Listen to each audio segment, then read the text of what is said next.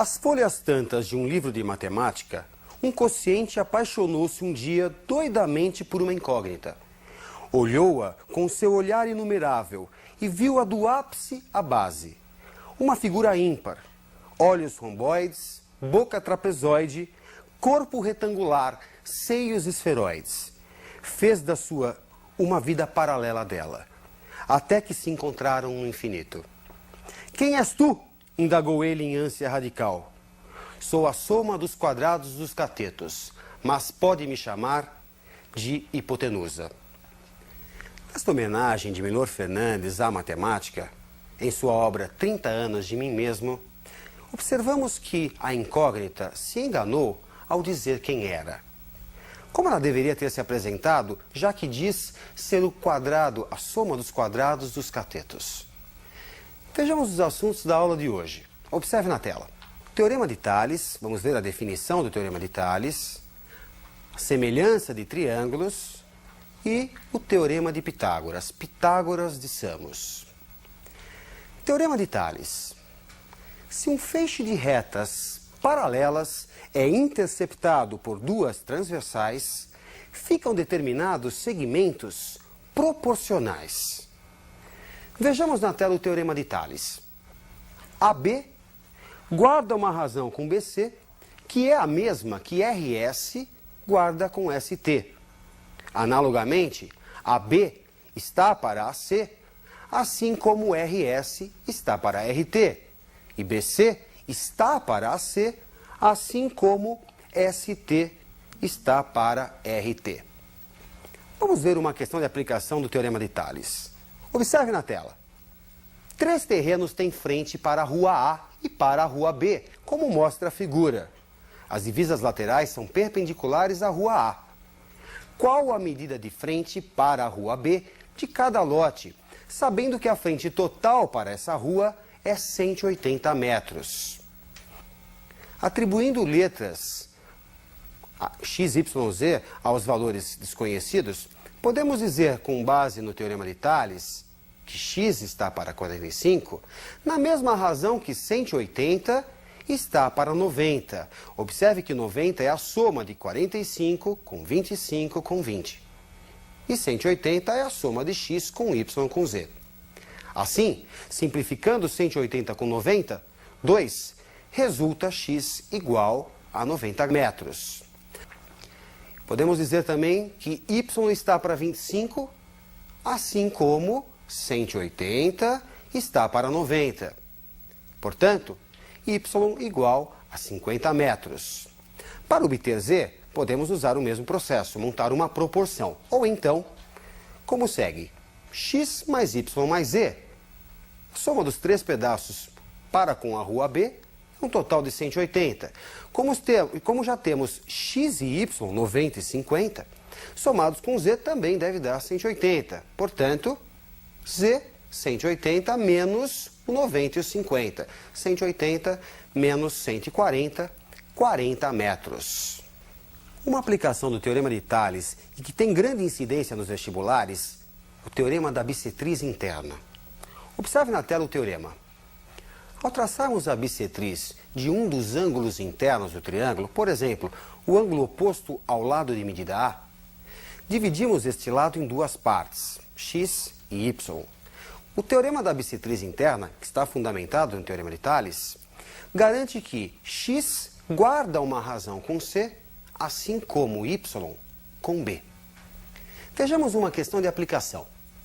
Na figura, calcule os valores de x e y.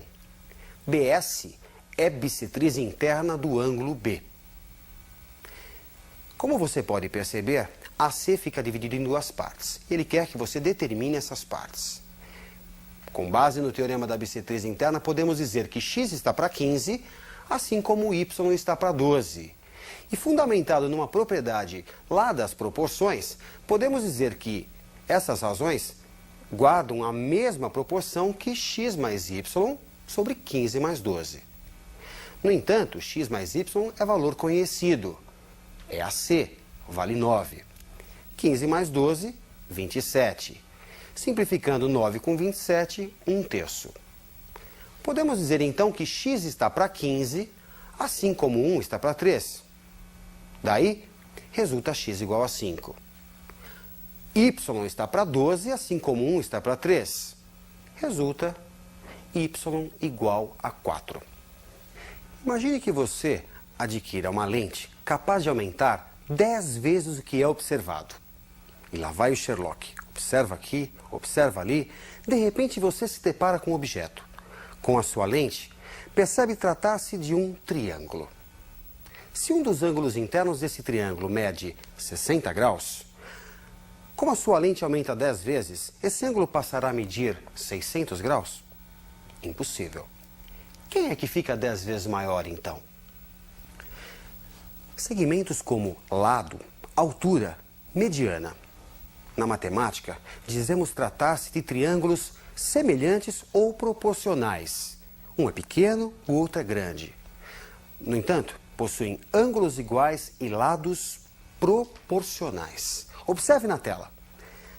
Ângulos correspondentes congruentes, isto é, possuem a mesma medida. Lados correspondentes proporcionais ou semelhantes. O triângulo ABC é semelhante ao triângulo RST. Mas será que é necessário verificarmos os 6 elementos em cada triângulo para verificarmos se são ou não semelhantes? Surgem os critérios de semelhança. Observe na tela. Triângulos com lados correspondentes proporcionais são triângulos semelhantes. É o critério LLL de semelhança. Triângulos que possuem 2 lados correspondentes proporcionais e o ângulo compreendido entre eles congruente são triângulos semelhantes. É o critério LAL de semelhança. Triângulos que possuem 2 ângulos correspondentes congruentes são semelhantes. É o critério ângulo-ângulo de semelhança. É, sem dúvida, o mais comum nas questões de vestibular. Vejamos uma questão de aplicação. Observe na tela. Um obelisco de 12 metros de altura projeta, num certo momento, uma sombra de 4,8 metros de extensão. Calcule a distância máxima que uma pessoa de 1,80 m de altura poderá se afastar do centro da base do obelisco, ao longo da sombra, para, em pé, continuar totalmente na sombra. Observando o esquema para o enunciado, note que x, a incógnita, é exatamente o que a pessoa pode se deslocar a partir da base do obelisco sem sair da sombra projetada pelo mesmo. Observe que nós temos aqui 2 triângulos retângulos, um com catetos 12 e 4,8 relativo ao obelisco, e o outro 1,8 e 4,8 menos x relativo à pessoa, que tem 1,80 m. Portanto, triângulos com ângulos iguais, triângulos proporcionais ou semelhantes. Vamos montar a proporção. 12, cateto do maior, está para 1,8, cateto do menor, assim como 4,8, cateto do maior, está para 4,8 menos x. Multiplicando, temos que 8,64 é igual a 57,6 menos 12x, cuidado na distributiva, 12x igual a 48,96 e resulta um x igual a 4,08 metros. Procure se concentrar. Vamos ver uma importante aplicação de semelhança de triângulos. Observe na tela. Traçando a altura h relativa à hipotenusa, esta fica dividida em 2 partes. M, sombra ou projeção na hipotenusa do cateto de medida B, e N, sombra ou projeção na hipotenusa do cateto de medida C. Como se pode facilmente observar, surgem 2 triângulos semelhantes ao triângulo original, pois possuem os mesmos ângulos que o primeiro. Da semelhança entre o triângulo da esquerda e o original, obtemos que B está para A, assim como M está para B. Concluímos, portanto, que b² é igual a A vezes M, ou seja, a medida do cateto ao quadrado é igual ao produto da hipotenusa pela projeção deste cateto sobre a hipotenusa. Essa relação é conhecida como relação de Euclides. Analogamente, de forma semelhante, entre o triângulo da direita e o original, obtemos que C está para A, assim como N está para C, o que resulta C² igual a A vezes N. Somando membro a membro as relações de Euclides, temos que b² mais c² é igual a AM mais AN, equivalente a b² mais c² igual a AM mais N, se colocarmos o A em evidência. Se você observar a figura, M mais N, soma das projeções, é A. Portanto, b² mais c² é igual a A ao quadrado. Resulta, portanto, que a hipotenusa ao quadrado é igual à soma dos quadrados dos catetos. Usando semelhança de triângulos, foi possível provarmos esse teorema tão famoso da geometria, o Teorema de Pitágoras. Pitágoras de Samos.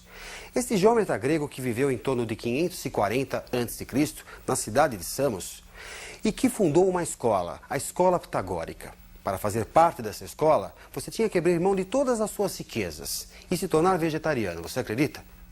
No texto inicial de Milor Fernandes, em que a incógnita se enganou, dizendo que sou a soma dos quadrados dos catetos, mas pode me chamar de hipotenusa, com base no Teorema de Pitágoras, como ficaria esta resposta? Bons estudos e até a nossa próxima aula.